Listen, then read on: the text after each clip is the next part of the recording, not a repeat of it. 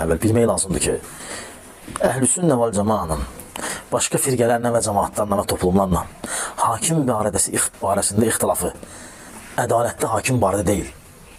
Çünki ədalətli hakimə eşitmək və itaat etmək lazımdır, onu azğın firqələr də deyir. Bizim ixtilafımız onlarla zalim hakimdədir. Əhlüsünnə vəl Cəmaənin ixtilafı batil firqələrlə, ədalətli hakimdən eşitib itaat etməkdən gedmir söhbət. Çünki orada ittifaqdır. Ədalətliyə qarşıda çıxmaq da bu dəlidir artıq. Əhlüsünnə vəl Cəmaə ixtilaf edib xavariclər və mü'təzilə və rafizlərlə, əsas başlar bunlardır, ixtilaf ediblər ki, zalim hakimə qarşı. Əhlüsünnə vəl Cəmaə onlardan ayrılıb. Deyir ki, zalim hakimə də eşidir və itaat olunur. Onlar deyiblər, yox, eşidib itaat olunmur. Və evləri aşkarda deyilir və ona qarşı çıxılır. Əhlüsünnə vəl Cəmaə deyib, yox. Deyib, günahları Rəbbin öz arasındadır. Aydındır, bizə düşən duadır və itaat eləməkdir. Bu Əhlüsünnə vəl Cəmaənin yalnız sünnən sevən sevər. Həmçinin Abu Hüreyrənin. Ey səfeh, cahil Vəhabi!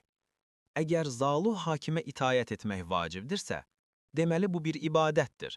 Çünki hər vacib Allahın əmridir. Allahın əmrini yerinə yetirmək isə ibadətdir. Aydındır ki, sizin sapıq Yahudi qaynaqlı əqidənizə görə zalıma itayət ibadətdir. Bəs nə üçün ananız Ayşə, dayınız Muaviyə, öndərləriniz Təlhə və Zübeyir Əli əleyhissalama qarşı çıxdılar? Yoxsa sizin nəzərinizdə Əli əleyhissalam bir zalım başçı qədər belə hörmətə layiq deyildimi? Əgər belədirsə, deməli, sizin dininiz yalnız zalımın qarşısında diz çökən, haqqı susturan, batilə səcdə edən bir şeytan dinidir.